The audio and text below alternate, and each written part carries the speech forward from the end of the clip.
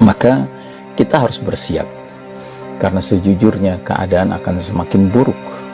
Kalau sekarang terasa buruk, nanti akan menjadi lebih buruk lagi. Kita harus bersiap, karena sejujurnya keadaan akan semakin buruk. Kalau sekarang terasa buruk, nanti akan menjadi lebih buruk lagi. Karenanya tidak bermaksud menakut-nakuti. Kadang-kadang saya suka berpikir, kalau ada orang bertanya, sampai kapankah kondisi kami sekarang ini, pandemi ini akan berakhir? Kita patut khawatir, mengingat bahwa pandemi ini tampaknya tidak merupakan suatu perkara yang alami, tetapi tampaknya memang by design, merupakan suatu perencanaan jahat dari orang-orang jahat yang merupakan bahagian dari hizbus syaitan, pasukan syaitan, partai syaitan. Maka kita khawatir sekali, jangan-jangan memang ini akan sengaja diperpanjang, ya. Ini yang kita khawatirkan.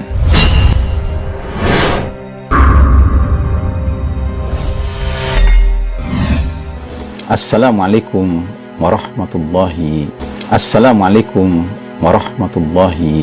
wabarakatuh. Kali ini saya akan mengajak perhatian kita bersama akan sebuah hadis yang disampaikan dari Zubair ibnu Adi radhiyallahu anhu. Dia mengisahkan sebagai berikut: kami mendatangi sahabat Anas bin Malik radhiyallahu anhu. Lantas kami berkeluh kesah mengadukan ulah Hajjaj kepada kami. Maka Anas bin Malik radhiyallahu anhu pun berkata, bersabarlah kalian, tidaklah datang kepada kalian suatu zaman, melainkan zaman itu lebih buruk daripada zaman sekarang. Dan kondisi ini akan terus berlangsung hingga kalian semua bertemu Rabb kalian. Aku mendengarnya dari Nabi kalian, Nabi Muhammad sallallahu alaihi wasallam.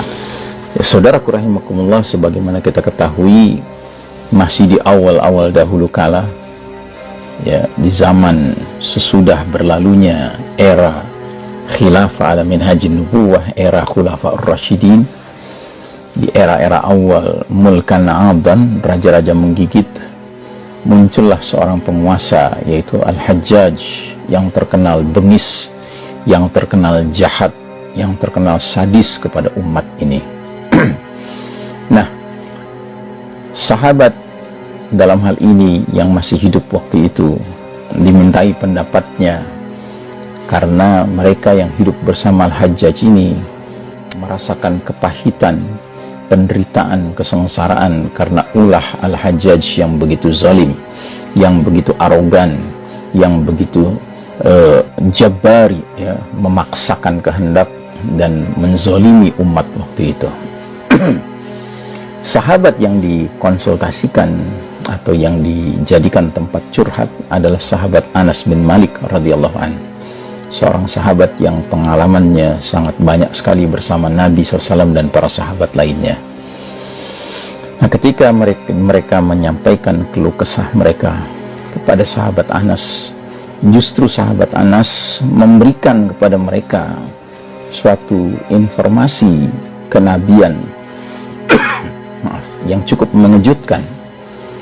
Di samping dia mengatakan isbiru, bersabarlah kalian, dia juga menyampaikan suatu pesan nubuwah, pesan prediksi kenabian dari Nabi Muhammad SAW yang mengatakan tidaklah akan datang satu zaman kecuali zaman itu lebih buruk daripada zaman sebelumnya, dan ini akan terus berlangsung hingga kalian berjumpa dengan Rabb kalian.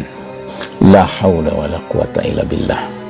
Karenanya saudaraku rahimakumullah, apabila hari ini kita merasakan kepahitan dikarenakan situasi kondisi dunia yang sedang dipimpin oleh para mulkan jabriyah, para penguasa yang memaksakan kehendak mereka, yang bahkan sedang dipimpin oleh kaum kufar, al-Yahud wan Nasara, bekerja sama dengan al-musyrikun, ya, di mana mereka membangun suatu jaringan global, ya, yang nantinya akan benar-benar menjadi satu kesatuan yang mereka punya rencana nantinya membentuk apa yang mereka sebut Great Reset atau New World Order.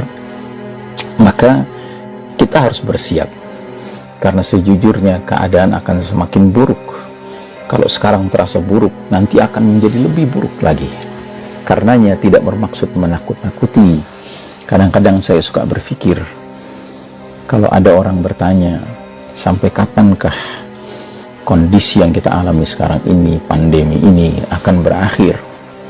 Kita patut khawatir, mengingat bahwa pandemi ini tampaknya tidak merupakan suatu perkara yang alami, tetapi tampaknya memang by design, merupakan suatu perencanaan jahat dari orang-orang jahat yang merupakan bahagian dari hizbus syaitan, pasukan syaitan, partai syaitan. Maka kita khawatir sekali, jangan-jangan memang ini akan sengaja diperpanjang, ya. Ini yang kita khawatirkan, sehingga la samahullah, kita tidak berharap, tapi berdasarkan nas ini, hadis ini, kita patut antisipatif, patut mempersiapkan diri bahwasanya kalau sekarang sudah sangat pahit, maka nantinya akan sangat-sangat pahit situasinya. Karenanya kadang-kadang kita patut merenung, apakah mereka-mereka yang sekarang-sekarang ini mengalami kematian, dipanggil oleh Allah Ta'ala, termasuk sahabat-sahabat kita, teman-teman sejawat kita dalam berdakwah, dalam beramar ma'ruf nahi mungkar, mereka yang dipanggil Allah sekarang-sekarang ini, apakah mereka lebih beruntung daripada kita? Karena apa? Karena mereka telah selesai penderitaannya di dunia ini. Mereka tidak mengalami penderitaan yang lebih mengkhawatirkan. Sementara kita yang masih hidup ini, kita pasti akan mengalami zaman asyar yang lebih buruk daripada zaman yang kita jalani sekarang ini. Sehingga pertanyaan besarnya adalah akankah kita bisa tetap bersabar, beristiqamah menghadapi situasi, kondisi zaman yang akan semakin berat itu? Apatah lagi kita tahu, jangan-jangan apa yang kita alami sekarang ini, inilah yang disebut Nabi sebagai fitnah duhaima, fitnah gelap pekat, yang mana ciri-cirinya sudah disebutkan. Dan di ujung dari penyebutan ciri-ciri itu, Nabi mengatakan, bila ciri-ciri ini sudah hadir semua, tunggulah kehadiran atau keluarnya Dajjal pada hari itu atau keesokan harinya. Jadi kalau memang benar yang kita alami sekarang ini adalah fitnah duhaima, berarti memang ini adalah gerbang menuju munculnya a'zamul fitnah, fitnah yang paling dahsyat, yaitu khurujud Dajjal. Sudahkah kita siap? Sudahkah keluarga kita siap? Ya, ini yang harus kita benar-benar khawatirkan. Ini yang harus benar-benar kita doakan kepada Allah Subhanahu wa Ta'ala. Beramai-ramai kita berdoa, kita memohon petunjuk Allah, memohon keistiqomahan dari Allah Ta'ala, karena kita tidak tahu akan seperti apa masa depan kita ini. Yang pasti sekarang sudah sangat pahit, ya, dan keesokan hari tentunya akan lebih pahit lagi berdasarkan nubuah yang tadi disampaikan oleh sahabat mulia Anas bin Malik radhiyallahu anhu. Semoga saudaraku rahimakumullah, apapun yang kita akan alami, semoga kita senantiasa mendapatkan bimbingan, perlindungan, petunjuk dari Allah Subhanahu wa Ta'ala, bagaimana kita harus bersikap, bagaimana kita harus saling tolong menolong, lindung melindungi satu dengan lainnya. Assalamualaikum warahmatullahi wabarakatuh.